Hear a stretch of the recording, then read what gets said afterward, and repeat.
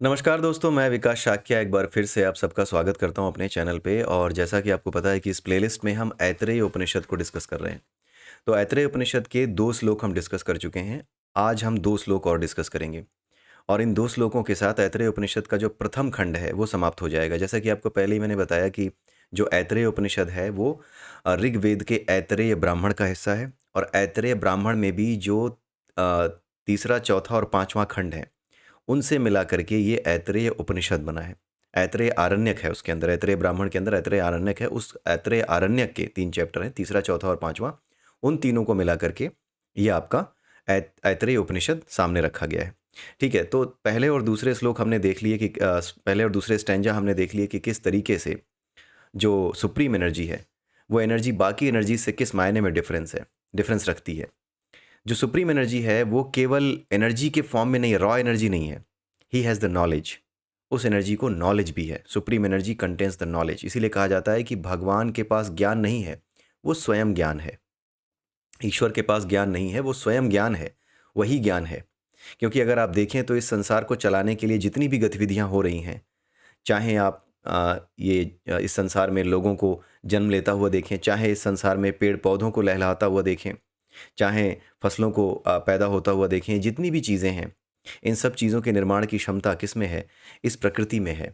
ये प्रकृति ही इस पूरे के पूरे निर्माण कार्य को सहयोग देती है, ठीक है? और ये कुछ भी एक्सीडेंटल नहीं है, बाई चांस नहीं है। अगर आप देखें तो जो चीज़ें इस नेचर में हैं, जैसे आरएनए है, डीएनए है, ये किसी साइंटिस्ट ने, किसी भीमटे ने इसमें नहीं डाला है इस नेचर में, ये पहले से ही है। तो ये जो पहले से ही है, वो सब कुछ उसी सुप्रीम एनर्जी के द्वारा ही प्रकट है।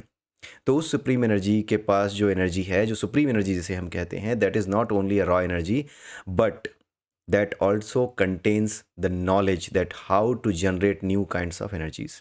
उसी वजह से उसने क्या किया, तरह तरह के लोकों की रचना की। पहले वो अपने आप में एक था, फिर उसके बाद उसने संकल्प किया कि मुझे एक से अनेक हो जाना है और बनना है, जो कि हमने उसमें भी पढ़ा, कल समझा भी कि हमारा जो पूरा का पूरा जो क्रिएशन है उसमें एक चीज़ थी जो आकर्षण की शक्ति थी। जिस आकर्षण की शक्ति को हम क्या कहते हैं? वो परमात्मा है। उस आकर्षण की शक्ति ने अपने साथ प्रतिकर्षण की शक्ति को पैदा किया, जो उससे उल्टी भागती है। ये जो उल्टी भागती है यही अपरा है, और जो परमात्मा है जो इसे खींच रही है आकर्षण की शक्ति, वो परमात्मा है, वो शुद्ध ऊर्जा है। और ये क्या है? ये मिलावट है इसमें।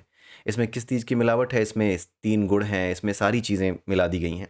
ये पीछे की ओर भाग रही है, असंख्य कण बन रहे हैं। उन्हीं कणों में से किसी कण में जो है सतगुण है, किसी कण में रजगुण है, किसी में तमोगुण है, किसी से कुछ प्रकट हुआ है, किसी से कुछ प्रकट हुआ है।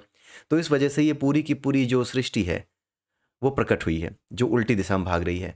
और जो उल्टी दिशा में भाग रही है वो दूसरों को भी उल्टी दिशा में ही भगाती ले जाती है। जो उल्टी दिशा में भाग रहे हैं, जब उन्हें किसी पॉइंट पे ये एहसास होता है कि हम उल्टे भाग रहे हैं, देन दे स्टार्ट थिंकिंग कि हम क्यों उधर भाग रहे हैं, हमारा रास्ता तो कुछ और होना चाहिए। Then they start thinking spirituality.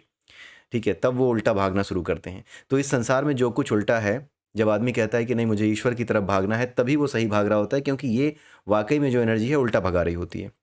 इसका मतलब ये नहीं है कि आप अपने जीवन के सारे काम छोड़ छाड़ करके ईश्वर में लग जाएं। अपने जीवन के सारे काम ढंग से करना, उचित मर्यादा में रह करके करना, सही नियमों का पालन करते हुए करना, किसी को नुकसान पहुंचाए बिना मर्यादित आचरण करते हुए अपने सारे काम करना, यही इस तरफ भागने का, उल्टी तरफ भागने का, जिधर आप भाग रहे थे उससे उल्टी तरफ यानी सही तरफ भागने का सही तरीका है। क्योंकि जब आप उस सही तरफ भागते हो, जो आकर्षण की शक्ति है, जो परमात्मा की शक्ति है, जिसकी तरफ आप भागना शुरू करते हो, तो उसकी तरफ भागने से पहले आपको कुछ चीज़ें करनी पड़ती हैं। जैसे सत्य बोलो, दया का भाव रखो, जीवों पे दया करो, किसी को बिना वजह परेशान मत करो, अहिंसा का पालन करो। ठीक है, हिंसा वर्जित है, हिंसा नहीं करनी चाहिए। ये सारी चीज़ें जब आप करते हो, जो मुख्य लक्षण बताए गए हैं कि एक आध्यात्मिक जो व्यक्ति होता है, जो धार्मिक व्यक्ति होता है, जब वो ईश्वर की ओर जाता है तो उसके अंदर जो लक्षण होने चाहिए, जिन लक्षणों की प्रैक्टिस को करनी चाहिए, जो अष्टांग साधना है, अष्टांग योग है, जिसके बारे में गौतम बुद्ध ने भी बताया, जो अष्टांगिक मार्ग था, और हमारे सनातन धर्म में भी जो अष्टांग योग है, उसमें आप यही सब चीज़ें देखेंगे। सत्य अस्तेय, ठीक है, ये सारी चीज़ें आप देखेंगे। यम नियम, यम यानी क्या करना यम क्या नहीं करना चाहिए, नियम क्या करना चाहिए। यम नियम आसन प्राणायाम प्रत्याहार ध्यान धारणा समाधि, ये सारे के सारे जितने भी नियम बनाए गए हैं, ये सारी जो अष्टांगिक साधना है वो इसी उद्देश्य से बनाई गई है। और अगर आप इस अष्टांगिक साधना को देखें, जिसमें यम और नियम को ही अगर आप देखें, तो उसमें मेन चीज़ें यही आती हैं। चोरी नहीं करनी चाहिए, धोखा नहीं देना चाहिए, अहिंसा जो है होनी चाहिए हमारे अंदर, हिंसक नहीं होना चाहिए। ठीक है, ये सारी चीज़ें उसमें बताई जाती हैं। अब ज़रा आप सोच करके देखिए कि जो ईश्वर की तरफ जाएगा, उसके लिए इन मार्गों को आवश्यक बना दिया गया है। इस रास्ते पर चलना आवश्यक बना दिया गया है।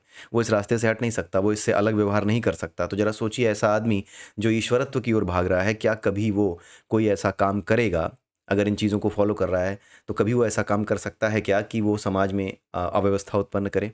ऐसा नहीं करेगा। इसीलिए जो आध्यात्मिकता है, वो उन्नति के रास्ते की बाधक नहीं है, वो बल्कि पूरे विश्व की उन्नति का सही रास्ता है। ठीक है, अगर आप उसे सही तरीके से चलना शुरू करें, जिसमें सबसे पहले अष्टांगिक मार्ग, आपको सही रास्ते पे चलना, कुछ आदतें जो आपको सिखाई जाती हैं, आपको जो शुद्ध किया जाता है, शुरुआत में जो शुद्ध किया जाता है कि झूठ बोलना छोड़ दो, ये उल्टी-सीधी चीज़ें खाना बंद कर दो, जो तुम्हारे मन को अच्छी लगती हैं, जो तुम्हारे मन को भटकाती हैं या बहकाती हैं, इन चीज़ों को छोड़ दो।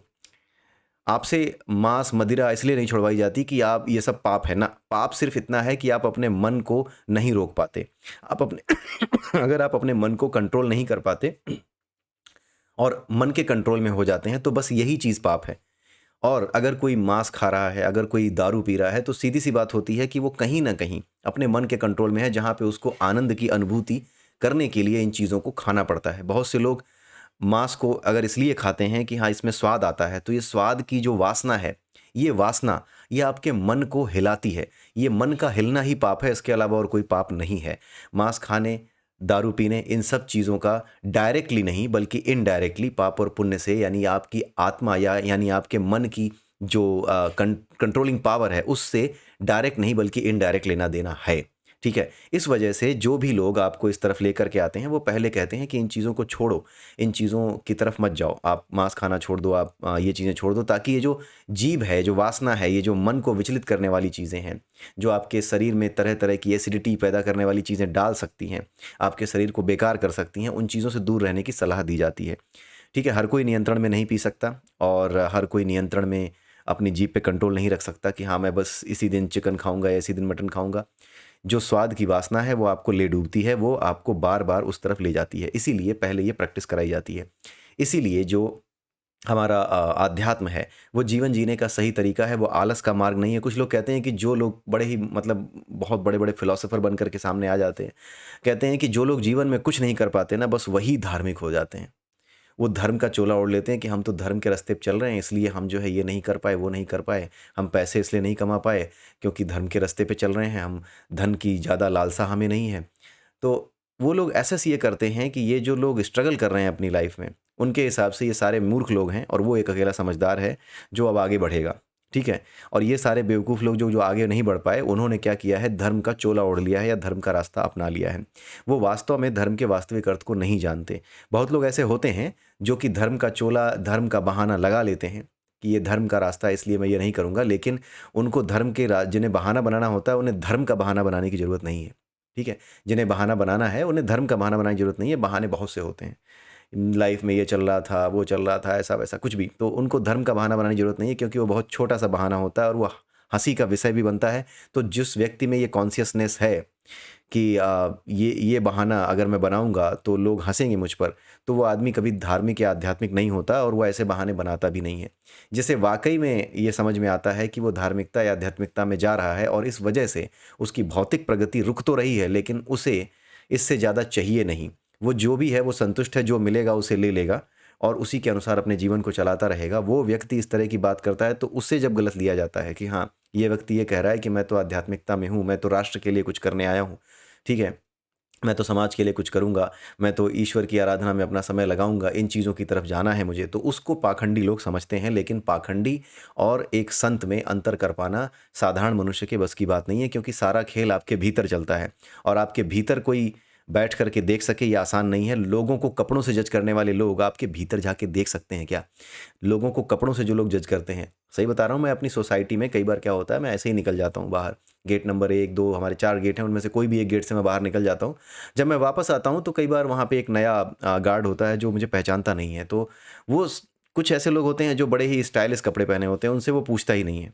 कई बार क्या होता है कि जब मैं घुसता हूँ तो वहाँ पे मेरे घुसते समय अचानक से, क्योंकि मेरे बाल-वाल जो है सफ़ेद हैं, टकला-सा दिखता हूँ और बड़ा अजीब-सा लगता हूँ जब मैं सामने से आता हूँ और कपड़े थोड़े से सिंपल से पहन लूँ, तो ऐसा लगता है कि कोई बाहर से काम करने वाला कोई मज़दूर वग़ैरह आ रहा होगा, अंदर घास-वास काटने के लिए आ रहा होगा। तो कई बार इस तरीके से चेहरा मेरा लगता है। तो उस केस में क्या होता है कि वो मुझसे पूछते हैं कि सर आप यहीं रहते हैं? मैं उनको बताता हूँ भी कि हाँ, मैं यहीं रहता हूँ। तो फिर भी वो सारी गारंटी करने के बाद, सारी चीज़ें देखने के बाद, एक गारंटीड होने के बाद कि हाँ, ये बंदा यहीं रहता है। पूरा ऐप होता है हमारे सोसाइटी का, माई गेट ऐप होता है, उसपे देखने के बाद ही वो मुझे जाने देते हैं। तो ये सिर्फ़ एक एग्ज़ाम्पल दे रहा हूँ, मैं किसी की बुराई नहीं कर रहा हूँ, उसका काम भी है गेटकीपर का। मैं सिर्फ़ एक विचारधारा बता रहा हूँ कि एक व्यक्ति जो कि अच्छे कपड़े पहना था, कई बार ऐसे लोग, मेरा एक दोस्त भी आया था सोसाइटी में, अच्छे कपड़े पहना था, एकदम बिल्कुल स्टाइलिश, थोड़ा-सा यंग भी है, अभी ज़्यादा एज नहीं है उसकी, मैं तो 40 का हो गया, उसकी अभी 28, 29, 30 के आस-पास है, ऑफ़िस में काम करते हैं। तो वो आया, उससे किसी ने पूछा ही नहीं कि तुम किससे मिलने जा रहे हो? क्योंकि कपड़ों से ही जज कर लिया कि हाँ, ऐसे ही कपड़े वाला तो इस सोसाइटी में रहता होगा। अब ना वो एंट्री हुई है उसकी, ना ही कई बार क्या होता है कि बाद में जाकर के जब मैं एग्ज़िट पे पहुँचा तब मैंने बताया कि भैया इनके एग्ज़िट कर देना। कहता कौन है ये? तो मैंने बताया कि अरे एंट्री नहीं करी क्या आपने? कह रहा नहीं इनकी तो नहीं हुई। दोस्त ने भी बोला कि मैं तो घुसता चला आया, किसी ने पूछा नहीं। तो मैंने बोला उसको गार्ड को कि नहीं यार ऐसे नहीं, हर चीज़ से पूछ लिया करो, कपड़ों से जज मत किया करो। कोई भी ऐसा व्यक्ति जो आ रहा है, अनजान दिख रहा है या कोई भी व्यक्ति जिसको आप नहीं जानते हो, कभी नहीं देखा है, आप उससे पूछिए ज़रूर या रैंडमली भी पूछते रहा करिए, हर किसी से पूछते रहा करिए जो भी सोसाइटी में अंदर घुस रहा है, आप इसी काम के लिए तो बैठे हैं। तो एक सामान्य सी सोच है कि कपड़े देख कर के ही आपको जज किया जाता है और ये सबके साथ होता है। कई बार मैं मॉल-वॉल में खड़ा होता हूँ किसी दुकान में, तो अक्सर ऐसा हो जाता है कि लोग आके पूछते हैं, भैया ये शर्ट इस पे कोई ऑफ़र है क्या? मैं कहता हूँ नहीं भाई, मैं यहाँ पे बेचने वाला नहीं हूँ, मैं सेल्समैन नहीं हूँ यहाँ पे, मैं यहाँ पे खुद ग्राहक हूँ, मैं खुद कस्टमर हूँ। तो कपड़ों से जज करने वाले लोग इस संसार में मैक्सिमम लोग हैं, 95% से ऊपर की पॉपुलेशन ऐसे ही लोगों की है। तो जो लोग आपको कपड़ों से जज करते हैं, क्या वो आपके भीतर जाकर के आपको देख पाएँगे? इस बात को आपको लगता है कि ये संभव है? ये संभव नहीं है। इसलिए इस बात की चिंता मत करिए कि कोई आपको क्या समझता है, ठीक है? आप केवल अपने काम करिए। कल मैं एक एग्ज़ाम्पल और देता हूँ, कल मैं जो है एक कुर्ता और एक नीचे जो है धोती जो होती है वो पहन कर के चला गया और गया किसमें? बरिस्ता में गया। अजीब तरीके से कुछ लोगों ने देखा। देन उसके बाद मैं सामने एक और गया जहाँ पे थोड़ा वो भी एक बड़ी-सी पता नहीं नाम क्या था, लेकिन वहाँ पर भी जो है पिज़्ज़ा-विज़्ज़ा वग़ैरह हम लोग खाते हैं। तो वहाँ पर गया, वहाँ पर भी अजीब दृष्टिकोण से देखा गया। जब तक कि मैंने अंग्रेजी नहीं बोली, मुँह से अंग्रेजी नहीं बक दी, तब तक उन्हें यकीन नहीं हुआ कि हाँ, ये एक कल्चरल इवेंट की वजह से या कल्चरल एक मौका है, उस वजह से इस व्यक्ति ने ऐसे कपड़े पहने हैं। तब तक उनको मतलब तब तक वो मुझे अजीब तरीके से देखते रहे। जब मैंने उनसे अंग्रेजी में बात करी, जब मैंने अपने ऑर्डर अंग्रेजी में दिए, सारी चीज़ें बोली, देन उसके बाद ही उनको जो है ये चीज़ें समझ में आई कि हाँ यार, ये ठीक है, वैसा नहीं है। क्योंकि देखने में ऐसा लग रहा था कि हाँ, कोई पंडित-वंडित आ गया है कहीं से। ठीक है, और अपने एक दोस्त के साथ गया तो उनको लगा होगा कि हाँ, कोई खिलाने-पिलाने ले आया होगा। तो इस तरह की चीज़ें होती हैं, हमारी सोसाइटी में मैक्सिमम इस तरह की चीज़ें हो जाया करती हैं, क्योंकि हम जो है अष्टावक्र जी ने भी कहा था कि जो मैक्सिमम लोग हैं इस संसार में वो चमड़ी देखते हैं और जो जिन्हें जिनकी जिनकी वास्तविक यात्रा चल रही होती है परमात्मा की ओर या आध्यात्मिकता में, वो आत्मा देखते हैं। अज्ञानी चमड़ी देखता है और ज्ञानी आत्मा देखता है, तो इनका फ़र्क हर किसी के पास नहीं होता। ठीक है, आइए देखते हैं तीसरा श्लोक क्या है, तीसरा स्टैन्ज़ा क्या है इस पहले खंड का। ठीक है, इस पहले खंड का तीसरा स्टैन्ज़ा ये कहता है कि जब उसने यानी परमात्मा ने लोकों को तैयार कर लिया, लोकों के बारे में बताया 4 लोक तैयार किए हैं, आप उसको जाकर के पिछले वीडियो में देख सकते हैं अगर आपको नहीं दिख रहा हो तो। तो उन्होंने लोकों को तैयार किया और उसके बाद उसने सोचा कि ये लोक तो मैंने बना दिए हैं। सोचा कैसे? क्योंकि उसके पास सारा ज्ञान है। जिस तरीके से वो इस पूरी सृष्टि में माँ के गर्भ में जैसे बच्चे को ग्रो करता है, वैसे ही वो सोच सकता है। वो पूरी की पूरी क्रियाविधि जानता है। हम सोच सकते हैं तो वो पावर भी सोच सकती है। सोचने का जो मेन एस्पेक्ट है, जो सोचने का जो बीज है, जो सीड है सोचने का, सोचने की शक्ति का जो सीड है, वो उसी एनर्जी के पास निश्चित रूप से है, तभी वो हमारे पास भी है, नहीं तो नहीं होता।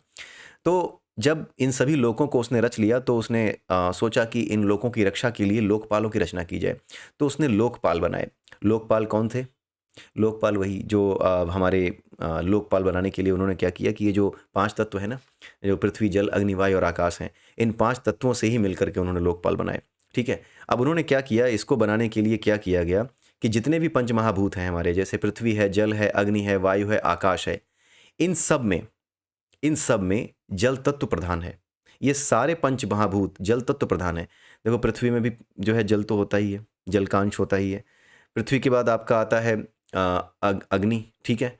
जल में जो H2O है, आपने देखा होगा, ये सारी चीज़ें इन सब में जो है आग को भी पृथ्वी, जल, अग्नि, वायु, आकाश, ठीक है?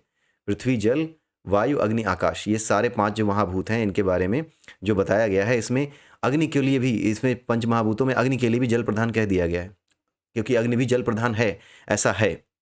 अग्नि में भी जो H2O है, आप सोचिए कि उस समय ये सारी चीज़ें जो है साइंटिफिक लेवल पे चीज़ें ये पता थी जब ये ग्रंथ लिखे गए हैं, ठीक है? तो उस समय क्या हुआ कि जो लिखा गया है वो ये बताया गया है कि जो जल है वो अग्नि के भीतर भी पाया जाता है। क्यों? क्योंकि अग्नि में जो मेन तत्व होता है, जो जलाता है अग्नि को, वो कौन-सा है? वो ऑक्सीजन है। और आपका जो जल है उसमें भी क्या है? जलने में सहायक कौन-सी चीज़ है? ऑक्सीजन। जल में भी क्या है? H2O, H भी है और O भी है जल में, ठीक है? तो जो H है, हाइड्रोजन का जो एटम है, वही तो ईंधन है पूरी दुनिया का। हाइड्रोजन तो है पूरे के पूरे यूनिवर्स में। और साथ में ऑक्सीजन है जो उसको जलाने में सहायक है। तो H2O में यानी जल में हाइड्रोजन और ऑक्सीजन दोनों है। तो सीधे-सीधे अगर आप इस स्टेंजा को पढ़ेंगे, उसमें साफ लिखा हुआ है कि ये जो पंच महाभूत हैं, जब इसकी एक्सप्लेनेशन दी है नीचे जो है, इस स्टेंजा के नीचे जो एक्सप्लेनेशन दी गई है, उसमें बताया गया है कि ये सब पंच महाभूत जो हैं, ये जल प्रधान हैं। ठीक है? पृथ्वी, जल, अग्नि, वायु का सब में जल है। अभी आपने देख भी लिया। तो उस समय साइंटिफिक लेवल पे वो इतनी चीज़ों को जानते थे, अंदरूनी तौर पे इतनी चीज़ों को वो पहचानते थे कि हाँ, ये सारी चीज़ें हैं। इसमें जो है पंचमहाभूतों में जितनी भी चीज़ें हैं वो सब जल जल प्रधान है। सब में हर जल में भी जो है अग्नि तत्व विद्यमान है, ठीक है? और अग्नि तत्व में भी जल विद्यमान है। तो इन पंचमहाभूतों से सिर, हाथ, और ये जैसे हम लोग हैं, उस तरीके से सिर, हाथ और सभी इंद्रियों वाले एक पुरुष को उत्पन्न किया, यानी एक पिंड बना दिया। किससे बना दिया? इन्हीं पंचमहाभूतों से। जब ये जड़ पदार्थ बन जाते हैं, जब ये उसमें आ जाते हैं, एक मटेरियल के फॉर्म में आ जाते हैं, तो ये दिखने लगते हैं।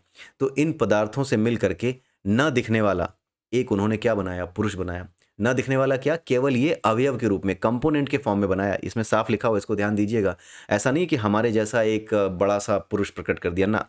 पुरुष के बारे में हम पहले ही पढ़ चुके हैं कि पुरुष क्या है। पुरुष का मतलब मैं पुरुष नहीं, स्त्री पुरुष नहीं, स्त्री और पुरुष से परे एक पुरुष है जो स्त्री के भीतर भी है, पुरुष के भीतर भी है, संसार के हर व्यक्ति के भीतर है, हर जीव के भीतर है। जो जो 5 कोश है ना, अन्नमय, प्राणमय, मनोमय, उसके बाद विज्ञानमय, आनंदमय, इन सभी 5 कोशों से मिल करके जो जीव बनता है, जो असल में विजिबल नहीं होता, लेकिन ये विजिबल करता है हमें, ठीक है? जो अन्नमय कोश है वो बाहर का शरीर हमारा बनाता है। एक तरीके से अन्नमय कोश एक तरीके का मैनुअल है। जिस तरह की भावनाएं हमारे मनोमय कोश में होती हैं, जैसी वासनाएं हम लेकर के मर जाते हैं मनोमय कोश में, उसके अकॉर्डिंग जैसी एनर्जी होती है, उसी एनर्जी के अकॉर्डिंग उसी लेवल का प्रोटीन, मनुष्य का प्रोटीन या जिस तरह का प्रोटीन बनाया जा सकता है, वो मैनुअल मनोमय को जो आपका सबसे बाहर का कोश कौन? अन्नमय कोश जो होता है, उसके पास वो मैनुअल होता है। उसी अन्नमय कोश का हिस्सा होता है आपका mRNA और tRNA। जो मैसेजिंग आरएनए और ट्रांसफर आरएनए के बारे में आप पढ़ते हो, वो कुछ और नहीं है। ये ग्लॉसरी अलग है, लेकिन अन्नमय कोश में जो ब्रह्मा के मानस पुत्रों की बात की जाती है, जो हेल्प करते हैं इन चीज़ों को बनाने में, वो mRNA और tRNA ही हैं। वो वही करते हैं। तो जैसी वासना आपके अंदर होती है, जैसी एनर्जी आपकी होती है, उस एनर्जी के अकॉर्डिंग जैसा प्रोटीन बन सकता है आपके लिए, जिस तरह के प्रोटीन का निर्माण किया जा सकता है, उसी तरह के प्रोटीन का निर्माण शुरू हो जाता है और उसी तरह की बॉडी आपके लिए सुटेबल होती है और उसी तरह की बॉडी में आप प्रकट होते हो। ठीक है? यानी ये जो जीवात्मा है, ये जिस शरीर में प्रवेश करती है, वो उसी में प्रवेश करती है जहाँ पे इस तरह का प्रोटीन हो, या उस तरह के प्रोटीन को ही सर्च करती है। उसी तरह के प्रोटीन से ये ट्यून कराता है हमारा अन्नमय कोश। ठीक है? तो ये चीज़ें होती हैं। ये प्रोटीन का निर्माण, ये सारी चीज़ें, ये एक भौतिक क्रिया है, लेकिन उसके साथ ट्यून करना कि हाँ, उसी प्रोटीन के अंदर ये चीज़ जो है वो बेहतर ढंग से, या उसी मटेरियल में ये एनर्जी, ये जो जीवात्मा है, बेहतर ढंग से रिप्रेजेंट हो सकती है, उसको पहुंचाना इस पूरे नेचर का काम है। उसी पावर को ब्रह्मा कहते हैं। जो पावर ये ट्यूनिंग कराती है, उसी को ब्रह्मा कहते हैं, जो लगातार सृष्टियों का निर्माण कर रहे हैं, लोगों का निर्माण कर रहे हैं।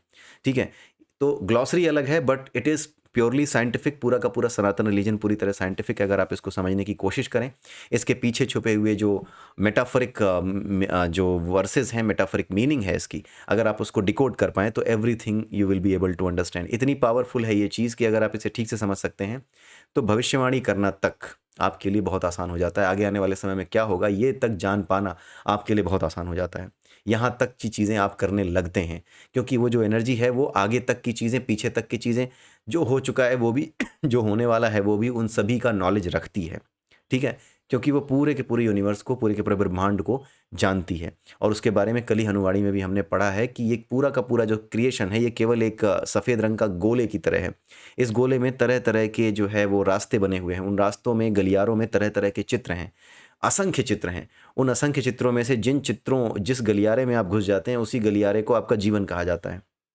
दूसरे गलियारे में घुसते हैं, दूसरा जीवन शुरू हो जाता है। तो इन गलियारों में आप भटकते रहते हैं। जब इन गलियारों में आप भटकते रहते हैं, तब तक आपकी मुक्ति नहीं होती। जब इन गलियारों से निकलना आप सीख जाते हैं, तब आप क्या होते हो? शून्य बन जाते हो और आपको मुक्ति मिलती है। यानी आप फ्री हो जाते हो मैटर से।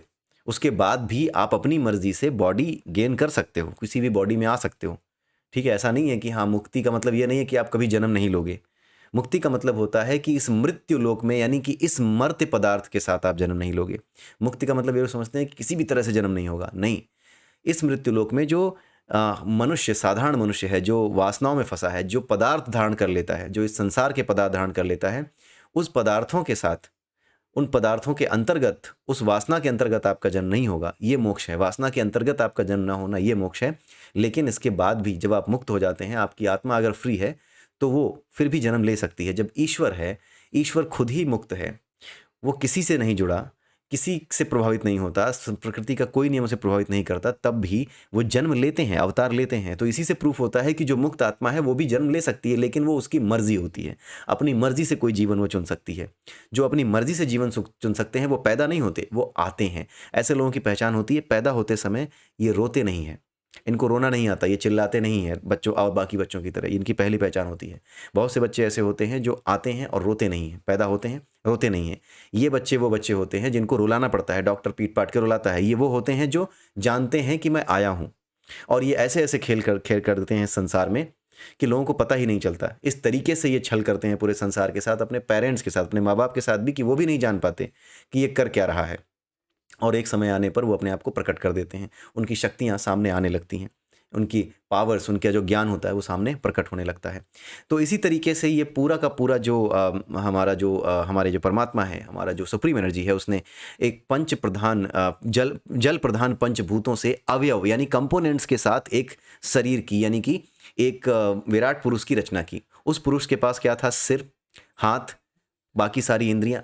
इसका मतलब क्या कि हाथ जिसको हाथ बनाता है वो कंपोनेंट, आंख जिसको आंख बनाती है वो कंपोनेंट, कान जिसको कान बनाता है वो कंपोनेंट। ये सारी चीजें डाल करके एक सीड तैयार किया। उसी सीड को परम पुरुष कहा जाता है। उसी परम पुरुष के अंतर्गत सारे जीव प्रकट होते हैं। उसी परम पुरुष से, उसी परम पुरुष को भगवान कृष्ण ने एक जब अपने आप को प्रकट करके अर्जुन को दिखाया था, तो उसी परम पुरुष को, उसी सीडेड परम पुरुष को दिखाया था, जिसमें सभी को प्रकट करने की ताकत है। इसीलिए उस परम रूप में, जो विराट रूप था, उस विराट रूप में अर्जुन को भगवान कृष्ण ने क्या क्या दिखाया? उसमें जानवर भी दिख रहे थे, उसमें पेड़ पौधे भी दिख रहे थे, उसमें सब दिख रहे थे, उसमें सृष्टि के प्रथम जीव ब्रह्मा तक दिख रहे थे, सब कुछ दिख रहा था। ठीक है, सारी चीज़ें वहाँ पे दिखाई दे रही थी। वो यही परम पुरुष था, यही विराट पुरुष था, जिसको परमात्मा ने स्वयं प्रकट किया था। तो इसको समझने की दृष्टिकोण से पर्याप्त बनाने के लिए उन्होंने जितना रूप अर्जुन समझ सकता था, उतने रूप में इसको प्रकट किया। लेकिन जब उन्होंने इस चीज़ को प्रकट किया परमात्मा ने, यहाँ पर वापस आते हैं, तो जब उन्होंने इसको प्रकट किया परमात्मा ने, तो उसको मूर्छित रखा, यानी उसको अभी होश नहीं था। ठीक वैसे ही है जैसे कि आप जो है बेहोश हो जाते हैं। बेहोश होने पर आपकी सांसें, आपका कान, आँख जो है, सब कुछ है आपके पास, आप मरे नहीं हो, लेकिन आप मूर्छित हो, अभी आप कुछ काम नहीं कर सकते। तो जब उन्होंने इस परम पुरुष को बनाया, मुख्य पुरुष को, प्रधान पुरुष को बनाया, तो उन्होंने उसको मूर्छित कर दिया। उसके अंदर प्राण नहीं थे, अभी प्राण थे लेकिन अभी वो कुछ कर नहीं सकता था, आत्म नहीं थी। ठीक है, जब इसको बनाया तो उसके बाद इस पिंड से, यानी कि ये जो पिंड था जिसमें कंपोनेंट डाले थे, उस पिंड से क्या क्या उत्पन्न हुआ, ठीक है, उसके बारे में बात की जा रही है। ये जो पिंड की बात की जा रही है ना, ये कुछ और नहीं है। हिरण्यगर्भ का नाम आपने सुना होगा। ये जो प्रकट करने वाला जीव है ना, ये जो परम पुरुष है, जो प्रकट करने की प्रारंभिक शक्ति है, जो सब कुछ प्रकट करता है, यही हिरण्यगर्भ का भी जन्मदाता है। हिरण्यगर्भ यानी जिससे कि सब कुछ प्रकट होता हो, हिरण्यगर्भ। ठीक है, हिरण्याक्ष जिससे प्रकट हुआ, सारे जीव जिससे प्रकट हुए, सारी चीजें जिससे प्रकट हुई, वो हिरण्यगर्भ। ठीक है, उस हिरण्यगर्भ का भी मालिक यही परम पुरुष है। ठीक है, अब आगे ये बताया गया चौथे स्टेंजा में कि उस पिंड से, यानी जो कंपोनेंट के साथ जो पिंड क्रिएट किया, या जो बॉडी क्रिएट की, ठीक है, जो जिसको पुरुष कहते हैं, उससे सबसे पहले क्या प्रकट हुआ? उससे सबसे पहले मुख से वाक, सबसे पहले मुख प्रकट हुआ उसका, सबसे पहले उसका मुंह बना। आपने पढ़ा भी होगा कि इस पूरी की पूरी सृष्टि में सबसे पहले जिस चीज़ का प्रादुर्भाव हुआ, जो चीज़ प्रकट हुई, वो है शब्द। शब्द के बिना इस सृष्टि का कोई अस्तित्व नहीं है। पहले शब्द प्रकट हुआ, ठीक है? तो शब्द कहाँ से? मुख से आते हैं। और मुख से सबसे पहले क्या हुई? जब शब्द प्रकट हुए तो शब्द किस वजह से हैं? अग्नि का रिप्रेजेंटेटिव है। तो इस वाणी से, इस मुख से क्या हुई? प्रकट हुई, वाणी प्रकट हुई। पहले अग्नि प्रकट हुई, उस अग्नि से वाणी उत्पन्न हुई। तो मुख क्या है? अग्नि का स्थान है। मुख ही अग्नि का स्थान है, ठीक है?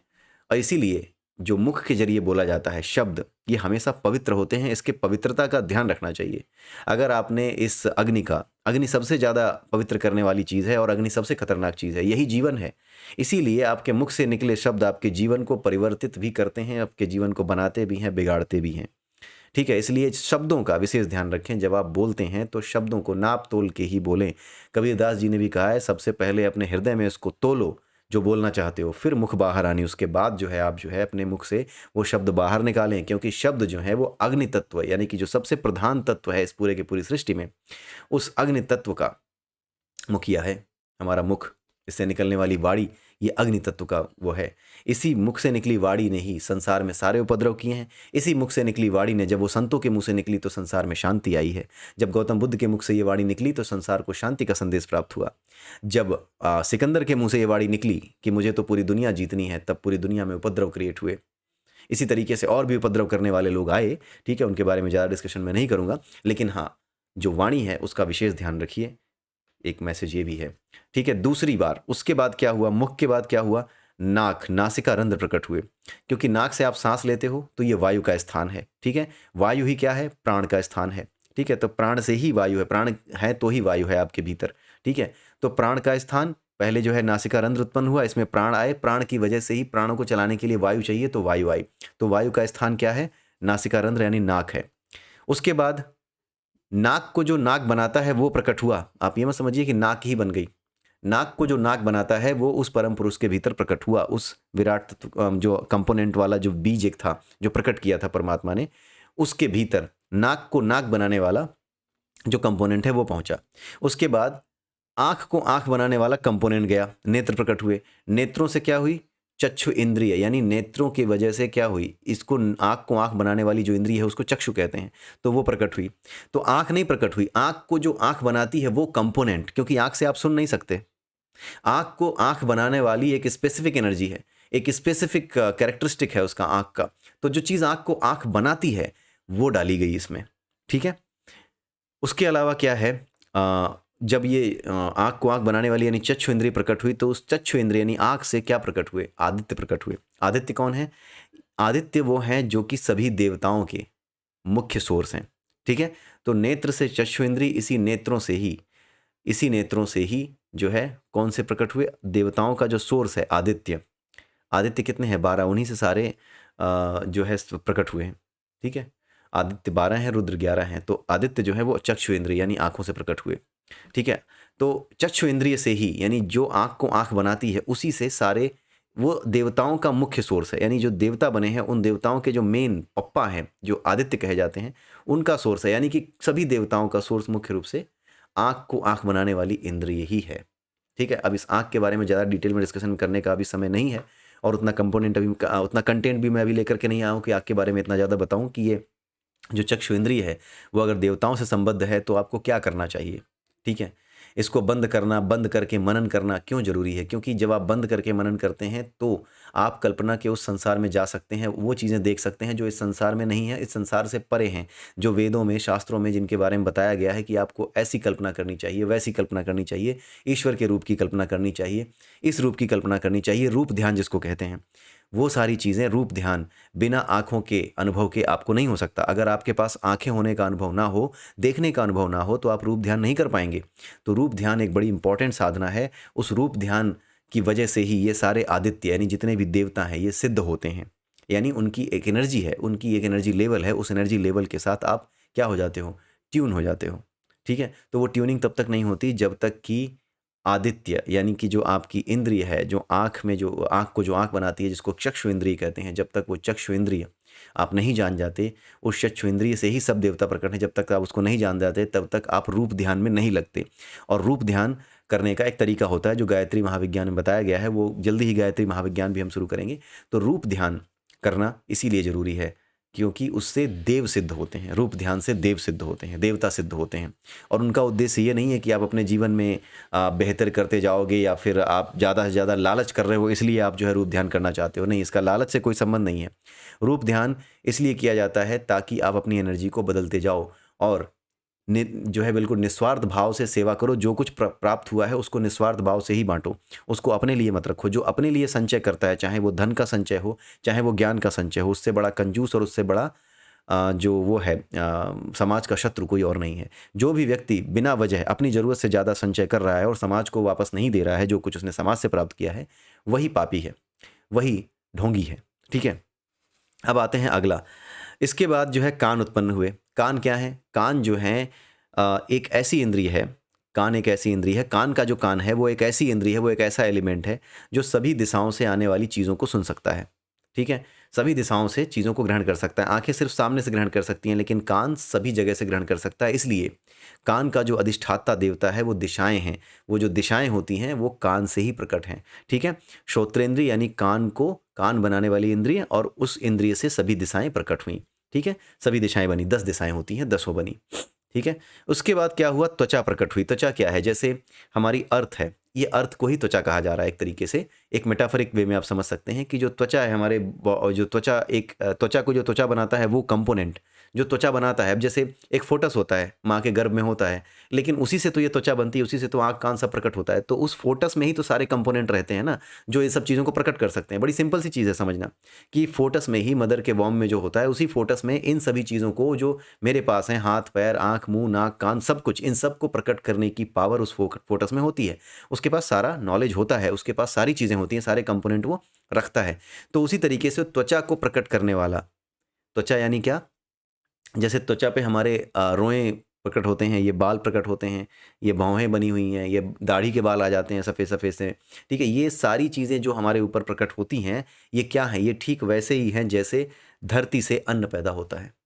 ठीक है, धरती से जैसे अन्न पैदा होता है, उसी तरीके से ये पैदा होता है। तो जो त्वचा है, ये जो त्वचा होती है, इस त्वचा की तरह ही आप इस अर्थ को समझ सकते हैं जो चीज़ों को प्रकट करती है। ठीक है? तो ये जो प्रकट करने वाली जो चीज़ है, जो त्वचा को त्वचा बनाती है, उसको क्या कहते हैं? लोम कहते हैं। ठीक है? लोम कहा जाता है। तो उस लोम से ही सारे के सारी वनस्पतियाँ, सारी की सारी चीज़ें, हमारी औषधियाँ, जो कुछ भी प्रकट हुआ है, और हमारे जो ये बाल प्रकट होते हैं हमारी त्वचा पे, ये सब कुछ ये लोम नाम के तत्व से ही प्रकट होते हैं। जैसे पृथ्वी अगर त्वचा समझें, इस पूरी की पूरी सृष्टि में पृथ्वी को जो ऊपर सतह है उसको त्वचा समझें, जो पैदा करती है अनाज को, तो उस अनाज में जो तत्व है वो लोम है। और हमारे अंदर जो लोम तत्व है, लोम तत्व हर जगह अलग अलग बिहेव करता है, ऐसा समझ सकते हैं। पृथ्वी के ऊपर ये लोम तत्व हम जो औषधियाँ खाते हैं, हम जो वनस्पतियाँ खाते हैं, हम जो सब्जियाँ खाते हैं, वो प्रकट करता है। और हमारे शरीर में ये लोम जो तत्व है, ये क्या प्रकट करता है? ये रोएँ प्रकट करता है। ठीक है, इन चीज़ों को प्रकट करता है। ये रोएँ जो हमारे पूरे शरीर पे होते हैं, बाल होते हैं, उनको प्रकट करता है। उसके बाद बारी आती है हृदय। मतलब हृदय जो है पूरी तरह से अब उत्पन्न होता है। हृदय जब उत्पन्न होता है तो उसमें क्या डाला जाता है? मन डाला जाता है। और चंद्रमा, मन से क्या बनता है? चंद्रमा बनता है। यानी मन पे जिसका प्रभाव होता है वो चंद्रमा है। कहने का मतलब ये है कि चंद्रमा किसी भी आप ग्रह का अगर आप चंद्रमा देखें, उसका सैटेलाइट देखें, तो उसका एक खास गुण होता है। उसके ऊपर क्या होता है? उसके ऊपर जो है असर होता है किसका? सूर्य की रोशनी पड़ती है, या फिर जो उस सोलर सिस्टम का जो मेन वो होता है, जो उस पे रोशनी डाल रहा होता है, उसकी वजह से वो चमकता है। यानी चंद्रमा की अपनी चमक नहीं होती।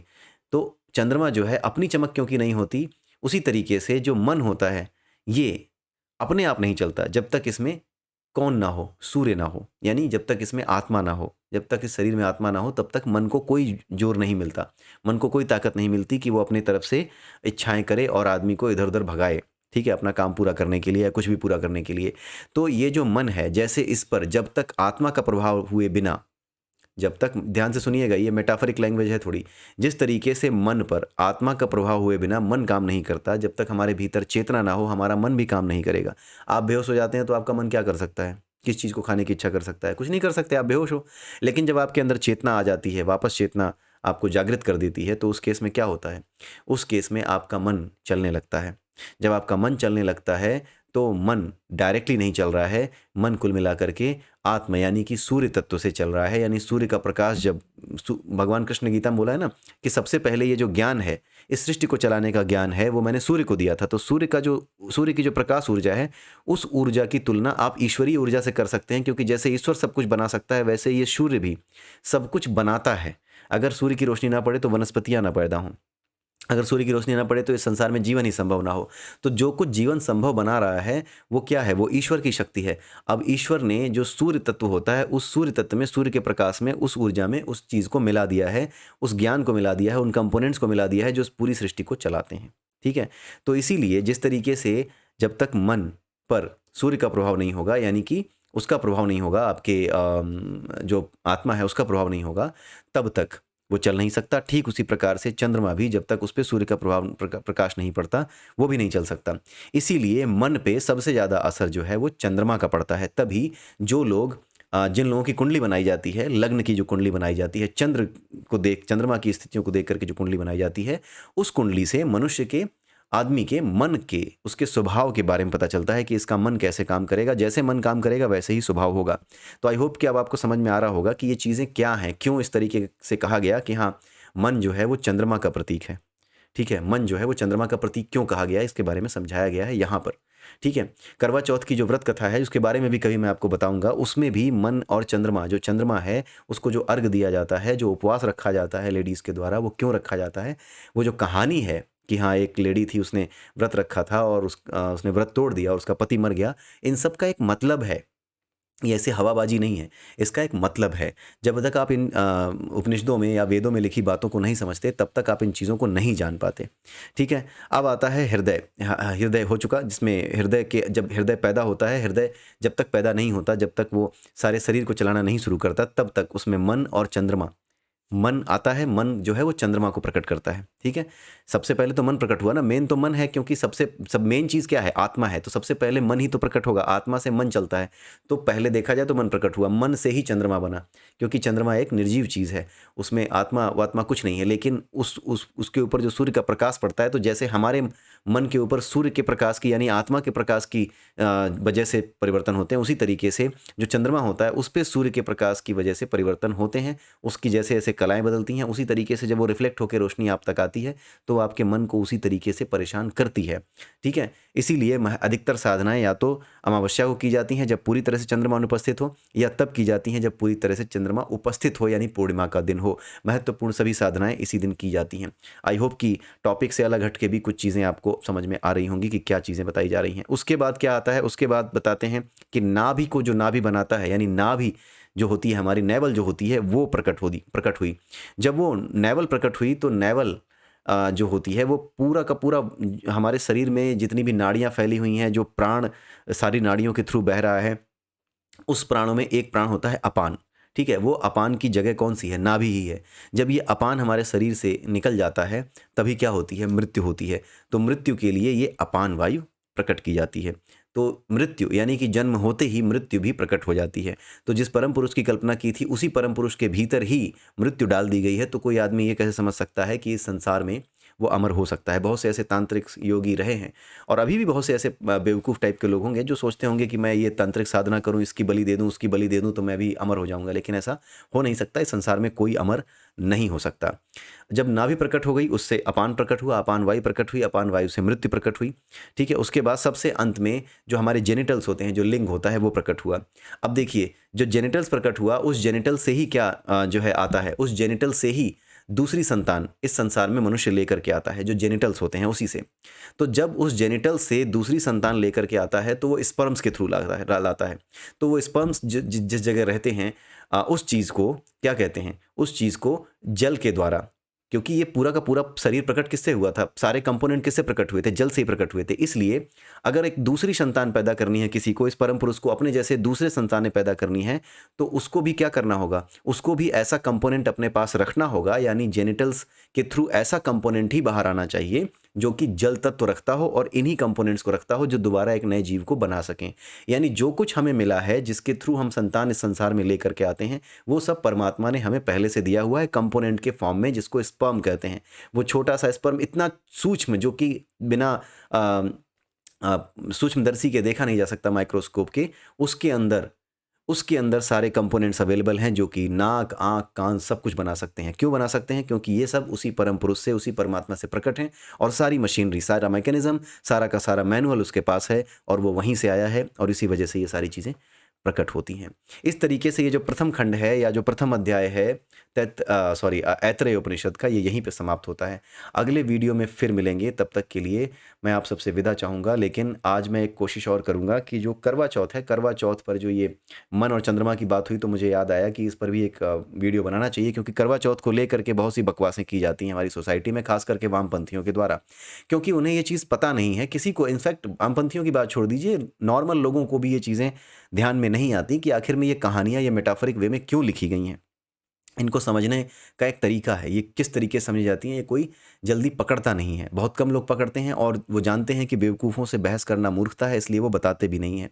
ठीक है? लेकिन मैं ट्राई करूँगा बताने की कि जितना भी मैं आपको समझा सकूँ कि क्यों ये करवा चौथ का त्योहार मनाया जाता है, मन, चंद्रमा और व्रत उपवास का क्या अर्थ है विथ रिस्पेक्ट टू करवा चौथ, वो सब हम समझेंगे। तो अगले वीडियो हो सकता है आज मैं उस पे ही लेकर के आऊँ और उसके अलावा जो हमारा वो है क्या कहते हैं होली साइंस है, उसकी भी एक वीडियो बनाने का प्रयास आज मैं करूँगा। तो आप सबसे मैं विदा लेना चाहूँगा। अगले वीडियो में फिर मिलते हैं, तब तक के लिए नमस्कार।